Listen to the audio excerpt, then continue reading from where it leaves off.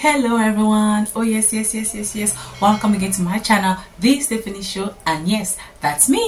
Mwah. You maybe don't go carry belly. Oh, do maybe, baby, come down. Na na na na na na na na na na. For a lockdown. Girl, you sweet like Fanta.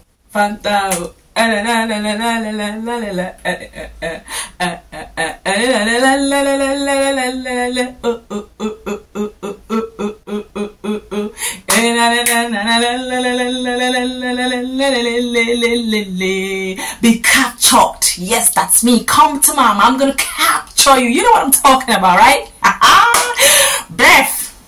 Let the story begin. Today we're going to talk about Rema. Oui. The topic of today is Rema. Let's begin. Next. Rema de son vrai nom, Divine Okubo. Il a 23 ans de nationalité nigérienne. Il fait de l'afrobeat. Il identifie sa musique comme Afro-Rave. Donc, il est V-Star. Non, pas V-Star, parce qu'il y a aussi Davido, il y a Wizkid qui fait de l'afrobeat, etc. Donc, je ne vais pas dire V-Star. Je vais dire one of these stars. Voilà. Il est une des stars de l'afrobeat à un niveau international. Yes, that's Rema. Un très jeune âge, 23 ans. Bon, comment il a commencé? Quelle était sa motivation? Qu'est-ce qui lui a poussé? D'où vient son intérêt pour la musique? Comment il a grandi? Quel obstacle, quelle difficulté il a pu traverser pour devenir ce qu'il est aujourd'hui? It's coming up from me. Next. Rema a grandi avec sa maman et sa sœur. Malheureusement pour lui, il perd son grand frère suite à une opération à cause, je peux dire, à cause du système de santé, enfin du mauvais système de santé au Nigeria. Donc ça a contribué au décès de son grand frère. Une année après, on retrouve son père décédé dans une chambre d'hôtel sur son lit, cause de la mort incognito, parce que je pense que son père faisait un peu de la politique, quelque chose comme ça, je me souviens très bien, enfin je suis pas trop sûre, mais je pense que en tout cas il avait quelque chose à voir avec la politique et tout. Donc vous pouvez imaginer le traumatisme de perdre ton grand frère et ensuite ton père dans une période de 2 ans, si je peux me permettre de dire ça comme ça. Tu te retrouves dans la misère totale avec ta mère et ta sœur et automatiquement tu deviens l'homme de la maison. C'est-à-dire en fait que tu prends la responsabilité à un très jeune âge. Pourtant tu es encore un adolescent, tu es encore un enfant. Mais ils voient la misère, la difficulté qu'ils avaient, même trouver de quoi manger était difficile pour eux. Sa mère et sa sœur, c'était la cata. Donc voir sa mère souffrir comme ça lui faisait de la peine, il n'en pouvait plus. Il s'est dit, il est temps que je prends ma responsabilité en tant qu'homme de la maison, parce qu'en Afrique, chez nous, surtout quand on est l'aîné de la famille, et quand on se retrouve à être le seul garçon, même si on n'est pas l'aîné de la famille, on prend la responsabilité d'être l'homme de la maison pour s'occuper de nos sœurs ou nos petits frères ou nos petites sœurs, et aussi notre maman. C'est comme ça en Afrique, chez nous, c'est comme ça. Donc il s'est dit, j'ai 17 ans. On vit dans la misère totale. Ma maman, elle souffre parce que déjà, c'est quelqu'un qui adore sa mère. Sa maman, c'est tout pour lui. Il adore sa maman, mais c'est pas possible. Donc, il pouvait pas voir sa maman comme ça en train de souffrir et sans rien faire. Donc, il a pris la décision de s'évader au Ghana sans le consentement de sa maman. Sa mère était même pas au courant parce qu'il savait que s'il crachait un mot à sa mère, s'il disait un mot à sa maman, elle allait même pas accepter. C'est normal, c'est une maman, hein. Il a 17 ans, tu vas dans un pays où tu ne connais pas, tu connais personne là-bas. Bref, il est parti, il s'est démerdé au Ghana, il s'est débrouillé, c'était pas facile, il a fait du porte-à-porte pour chercher en fait de quoi manger, chercher du travail, en fait, tous les petits boulots possible qu'on peut faire pour avoir de l'argent, que ce soit bien ou mauvais, il a fait quand il était au Ghana pour s'en sortir. Et durant ce séjour au Ghana, pendant une période de 1 année, il fait des amis bien sûr, et il rencontre ses compatriotes nigériens au Ghana, qui bien sûr, décide en fait ou accepte, je sais pas comment dire cela, mais accepte ou décide de le encourager et de l'aider bien sûr dans sa vocation, dans sa passion pour la musique, parce que bien sûr, surtout en étant au Ghana, te retrouver toute seule, bah tu continues à faire de la musique pour te booster, pour te donner un peu du courage, etc. Donc il n'a pas lâché l'affaire. Bref, durant une année au Ghana, il s'en sort pas mal, il fait des économies, il rentre au Nigeria, il aide sa maman, il paie tous les dettes, il fait ce qu'il avait à faire. Il a vraiment pris la responsabilité totale et du coup la vie commence à être beaucoup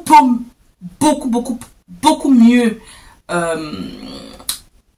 que la précédente année. Donc les choses commencent à avancer tout doucement. Bien sûr, il a acheté une voiture à sa maman, etc. Des trucs comme ça. Donc ça commence à aller. Donc quand il rentre au Nigeria, quand il rentre du Ghana, retrouver sa maman au Nigeria.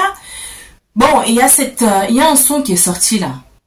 Il y a un son de D-Prince, feat Davido et Don Jazzy, parce que Don Jazzy c'est un très grand producteur au Nigeria, un très grand producteur au Nigeria.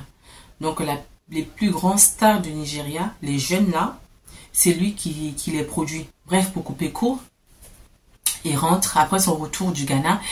Donc il y avait ce son de Diddy Prince, de Davido et de Don Jazzy, Gucci Gang.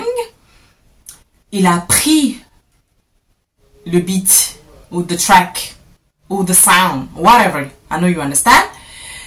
Il rappe dessus, il fait un freestyle, il rappe dessus et il le poste sur les réseaux sociaux.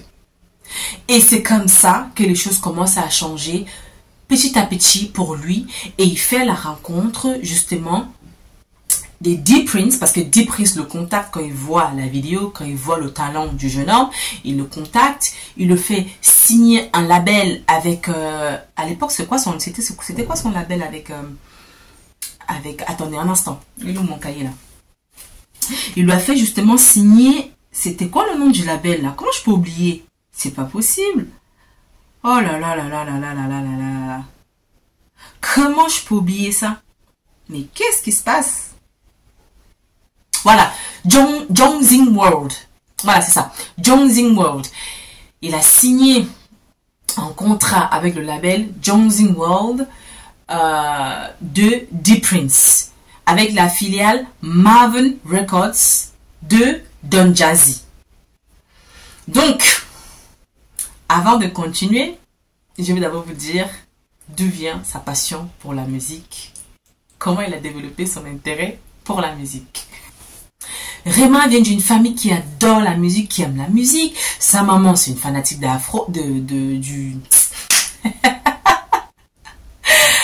Ah, je voulais mélanger. En gros, je voulais dire, sa maman, elle adore le gospel. C'est une grande fan du gospel music. Sa sœur, elle aime tout ce qui est Michael Jackson, hip-hop, R&B. C'est quoi l'ex de Rihanna là déjà? Oh non. Drake, voilà. Sa sœur, elle aime Drake. Son frère, c'était 100% Afrobeat. C'est ce qu'il lui adorait. Et son père, par contre, il aimait... on appelle cet artiste comment? Osayomore. Yeah, Osayomore. Donc, son papa aimait écouter les sons anciens de Osayomore et tout. Donc, vous pouvez remarquer que il est entouré par des personnes qui aiment la musique, qui aiment toutes sortes de musique, parce que sa maman, c'est de la chanson de l'église, c'est du gospel. Sa sœur, c'est un peu du hip-hop, R&B, Michael Jackson. Son frère, c'est complètement Afrobeat. Donc, vous pouvez déjà remarquer la diversité musicale qu'il avait déjà durant son enfance dans sa famille. Donc, c'est comme ça qu'il commence à développer son intérêt pour la musique. Donc, à 8 ans, il commence à chanter à l'église. Il rappe, il chante, bref, tout ce que vous pouvez imaginer, il a fait à l'église. Et du coup, il a pris goût. Et c'est en ce moment qu'il s'est dit, tiens, j'ai envie de devenir chanteur. Je deviendrai chanteur. Et je sais que je vais réussir. Et une chose est sûre, c'est que je sais que je vais devenir star. Ça, il a dit. Il a dit qu'il a toujours su qu'il sera star. Mais quand il ne savait pas. Comment? Peut-être via la musique, il n'était pas sûr. Mais il savait seulement que il a la passion pour la musique. Il a développé sa passion pour la musique en intégrant une église. Il faisait partie de la chorale. Et dans l'église, il a pris la décision qu'il va devenir star et qu'il va faire de sa carrière la musique. Yes. Bon, revenons à sa signature avec le label Jinson World. C'est Johnson World, quelque chose comme ça, je ne sais pas, vous avez compris, avec des Prince. Donc après le contrat signé, bien sûr, il faut respecter le contrat, il faut faire quelque chose, il faut que voilà, il faut sortir un son, il faut faire de la musique, il faut qu'on gagne l'argent. Donc il se voyait pas trop faire de l'afrobeat, etc. Pas parce qu'il aimait pas, mais je sais pas, il se voyait pas faire de l'afrobeat, il dit, je sais pas trop, etc. Depuis je lui ai dit, it's afrobeat, sorry. It is Afrobeat, so give me some beats, so some, you know, remove some songs, some music, do something, I don't know, whatever, just do something, and it should be Afrobeat, d'accord? Il a dit de faire quelque chose, sortir des sons, et que ça soit du Afrobeat. Et c'est comme ça maintenant que Rema, il sort son EP, qui s'appelle Rema, qui a cartonné, en fait ça fait un carton au Nigeria. Il est sorti #1 de Apple Music au Nigeria, et ensuite il sort son deuxième EP et son troisième EP, et il combine ces 3 EP, c'est-à-dire le EP 1, 2 et 3, il combine les 3 EP pour en faire un album qui s'appelle Raven Roses. Et dans Raven Roses, bien sûr, mais ce garçon-là, mais il est talentueux, mais c'est un truc de malade, hein. Parce que quasiment tous les sons qu'il sort, hein, franchement là, je n'exagère pas. Franchement, tous les sons qu'il sort, ça fait un hit. Mais pas possible en fait. Il a ses dons. Il a ce don-là pour la musique. Il est né pour ça, ça se voit. Il ne force pas. Ça sort, you know, it flows smoothly. You know what I'm saying? Bref, donc il sort son album Raven Roses qui fait un carton. Et avec Raven Roses, du coup, son premier breakout, mais vraiment, quand je dis breakout, je ne parle pas du breakout ou du breakout au Nigeria avec son EP, son premier EP qui a fait carton au Nigeria. Je parle de son coming out, son breakout à niveau international avec le son Do Maybe. Mais avec Do Maybe, mais ça a cartonné. Do Maybe. Na na na na na na na. Oh Do Maybe. Cette chanson-là, ça a cartonné. Ça a tellement fonctionné quand la vidéo est sortie. Parce que justement, c'est avec Marvin Records qu'il a fait sortir la vidéo. Donc ça a cartonné, ça fait des millions de vues. En fait, tout de suite, le mec, il est devenu star international. C'était juste son moment. Il est devenu star. Il s'arrête pas là. Avec le son Baby, calm down, calm down. Ça a cartonné. Mais c'est un truc de malade.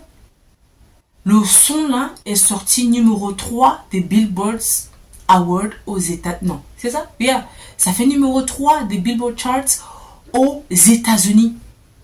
Yes! Et encore quand il a fait le remix avec Selena Gomez. Ah là là là là là là là là là là. Ça c'était encore un autre level. C'était encore un autre niveau. Ça a fait #1 of the Billboard Charts aux États-Unis. #1 of the Billboard Charts aux États-Unis. Le remix avec Selena Gomez. C'était sur TikTok, sur Instagram, sur YouTube, Spotify, toutes les plateformes, tous les réseaux sociaux. Tellement on attendait comme dans. C'est. On était même saoulé d'écouter Come Down parce que dès que tu ouvres ta télé, Come Down. Dès que tu es sur ton téléphone, Come Down. Que ce soit Facebook, TikTok, Come Down, Come Down, Come Down. Come Down everywhere. C'était Rema. En tout cas, il a cartonné. Le sens de la chanson là a cartonné. surtout le remix avec Selena Gomez. Donc c'est comme ça que voilà, il a explosé, sa carrière a explosé, c'était son moment. En tout cas, je suis content pour lui, pour sa famille, pour sa sœur. C'est dommage que son père, son frère ne sont pas là pour voir le succès de leur famille, la bénédiction que Dieu a donnée à cette famille à travers son fils Rema. Mais je suis sûre que là où il y a son frère, là où il y a son père, ils sont fiers de lui, etc. Je suis fière de lui du fait qu'il a pu sortir sa famille de la misère. C'est pour ça que d'ailleurs il a dit que pour le moment il est célibataire. Ça je sais pas. Oh. En tout cas rien n'est officiel. Il a dit qu'il est célibataire. Il n'a pas le temps pour l'amour et que s'il avait un amour à donner, c'est pour donner à la musique. Parce que il a dit que la misère qu'il avait avec sa famille, c'est-à-dire que sa maman et sa sœur, ça lui a permis de grandir, d'être responsable très très vite. Donc il a perdu un peu son enfance et c'est maintenant le moment pour lui de profiter maintenant de son enfance, maintenant que tout va bien pour sa famille et pour lui. Ok? Donc il a gagné pas mal de prix. Il a fait aussi dans son EP, je sais pas son deuxième EP ou troisième EP, en tout cas dans son album Raven Roses, il a fait un feat avec C Black, DJ Tracy, Chris Brown, etc. Whatever. Et tout. Donc, c'est un gamin tellement talentueux, tellement fort. C'est son don. Je suis fière de lui. Il fait la fierté du Nigeria. Il fait la fierté du continent africain. Il ramène de l'afrobeat en avant. Je sais pas si vous avez remarqué. Je pense que c'est pour ça qu'il a dit que sa musique, il nomme sa musique Afro-Rave, parce qu'il dit que c'est de l'afrobeat, mais avec la diversité. Je sais pas si ce que j'ai dit, ça a un sens en fait, parce qu'il dit que Afro-Rave pour lui, c'est de faire la diversité dans la musique, tout en faisant de l'afrobeat. C'est-à-dire que il y a des gens qui font de l'afrobeat, mais pour un audience spécifique, c'est-à-dire que tu as fait de l'afrobeat, peut-être pour le peuple, je sais pas, nigérien, tu as fait de l'afrobeat pour, je sais pas moi, pour le peuple africain, pour le continent africain par exemple, etc. C'est comme quelqu'un c'est comme une artiste qui fait que qui fait du bikusi. Ah, qu'est-ce qui m'arrive? Du bikusi. C'est quelqu'un qui fait que du bikusi. Ah, bref, vous avez compris. Donc, c'est-à-dire que son audience, ça sera des personnes qui aiment que le bikusi. C'est quelqu'un qui fait du R&B. Son audience, ce sera que des personnes qui font du R&B. Mais par contre, lui, il a dit, pour lui, il nomme sa musique Afro-Rave. Pourquoi? Parce que c'est la diversité des différentes musiques, mais toujours avec une base de Afrobeat. C'est-à-dire qu'il ne vise pas la popularité nigérienne, il ne vise pas le continent africain, il vise le monde entier. C'est-à-dire qu'il veut que sa musique devient une musique internationale. Donc c'est pour ça que dans certains sons ça va pas trop sonner afrobeat, mais il y aura toujours un son ou une phrase ou pidgin, une langue, quelque chose qui va faire qu'on va penser que c'est du afrobeat. Donc quand vous écoutez ces sons, tout de suite on se dit ah c'est du afrobeat, mais regardez, allez vraiment dans les détails dans la plupart de ces musiques, surtout les sons surtout les musiques qui font moins afrobeat ou qui fait de l'afrobeat, mais qui va à un niveau international. Parce que pour dire vrai, le mec il a un don pour la musique, hein, parce que son afrobeat à lui, franchement, ça va jusqu'en Chine. Donc parce qu'il fait la tournée en Amérique du Sud, en Amérique du Nord, il fait la tournée en Europe, il fait la tournée au continent africain, je crois même en Chine, un truc comme ça. Enfin, en Chine, je crois, je suis pas sûre, quelque chose comme ça. Donc, pourtant, il a commencé qu'en 2018 ou 2019. Non, il a commencé en 2018, je peux me dire ça, avec son freestyle là. Et après en 2019, il a signé son contrat avec des Prince, etc. Donc, je peux dire que ça fait exactement 3 ans, 4 ans qu'il est dans le game. Et en 3 ans, 4 ans de carrière, regarde, il faut regarder le niveau qu'il a. Pourtant, il y a des gens ici là qui chantent depuis 10 ans, rien. Qui ont du talent, qui ont tout, rien. Qui ont même pas du talent, mais le son est bien, rien. Rien, nada, zéro. Mais lui, en 3-4 ans, il est sorti. Mais en fait, bref, c'était son moment, c'était pour lui, c'est tout. Donc, je ne vais pas trop parler, sinon la vidéo va être trop long. J'espère que la vidéo vous a plu. J'espère que vous avez appris quelque chose sur Rema. Je suis sûre que vous le connaissez. 99% d'entre vous, vous connaissez Rema. Si vous ne connaissez pas, franchement, je vous suggère d'aller écouter sa musique. Vous allez aimer, même si vous n'aimez pas les paroles. En tout cas, vous allez aimer. Il y aura le beat. Parce qu'il y a des sons des fois. Hein. Tu dis, oh là là, c'est même pas chic comme son. Je sais pas pourquoi les gens ils aiment ça. Mais ça reste dans la tête. Hein. Tu as écouté que 30 secondes, mais tu as toute la journée, tu as ce son-là. Tu dors, tu as ce son-là, tu es sur ton portable, tu as ce son-là. Tu te rends même pas compte en fait que ce son-là est dans ta tête. C'est comme ça ces sons. Quasiment tous les sons qui sortent, ça fait des hits. Et c'est comme ça. Ça reste dans la tête. C'est un truc de malade. Bref, j'espère que la vidéo vous a plu. I hope you enjoyed it. So please, please, please, do subscribe. Like and comment, ok? Je vous demande s'il vous plaît de vous abonner. Envoyez 2 pouces bleus, commentez, encouragez-moi, surtout partagez, ok? Et n'hésitez pas aussi à me donner des noms des artistes ou actrices ou acteurs ou journalistes, bref, des noms des personnes que vous aimerez aussi que je parle aussi un peu de leur parcours, de leur histoire, de leur biographie, comment ils ont fait pour devenir ce qu'ils sont aujourd'hui, justement pour que la communauté africaine pour contribuer aussi quoi dans notre culture, pour que d'autres cultures, d'autres pays ils arrivent à connaître aussi certaines choses sur nos artistes, arrivent à valoriser nos artistes aussi, parce qu'avant c'était que du hip-hop, du R&B, du ceci, du cela, c'est fini tout ça. Maintenant Afrobeat c'est partout, Afrobeat partout, au ciel Afrobeat, in hell Afrobeat, partout Afrobeat, universal. Everywhere is Afrobeat. Donc c'est le moment de nous encourager. Entre nous, si on ne s'encourage pas, personne ne va nous encourager. Il faut qu'on s'encourage. On s'encourage entre nous. Parce que si nous, on ne valorise pas nos artistes, personne ne va les valoriser pour nous. Oui, il faut que nous, on valorise et on respecte nos artistes. Et on oublie ce qu'ils ont fait de mauvais ou je sais pas quoi. Ça, c'est leur vie privée. Ça ne m'intéresse pas. Ce qui m'intéresse sur eux, là, c'est qu'est-ce qu'ils ont fait pour devenir ce qu'ils sont aujourd'hui. Quelle était leur motivation, hein? Qu'est-ce qu'ils ont fait pour réussir? Comme ça motive aussi la communauté africaine, ça motive les jeunes à s'en sortir et savoir que rien ne vient facilement, il faut avoir de la patience dans la vie. Donc c'est pour contribuer à valoriser nos artistes, nos cultures, bref, nos stars quoi, notre vie, notre terre, nos ancêtres et nos origines. Bref, abonnez-vous, merci beaucoup, je vous aime, love you and bye for now, and yes, it's the Stephanie Show once again. Mwah!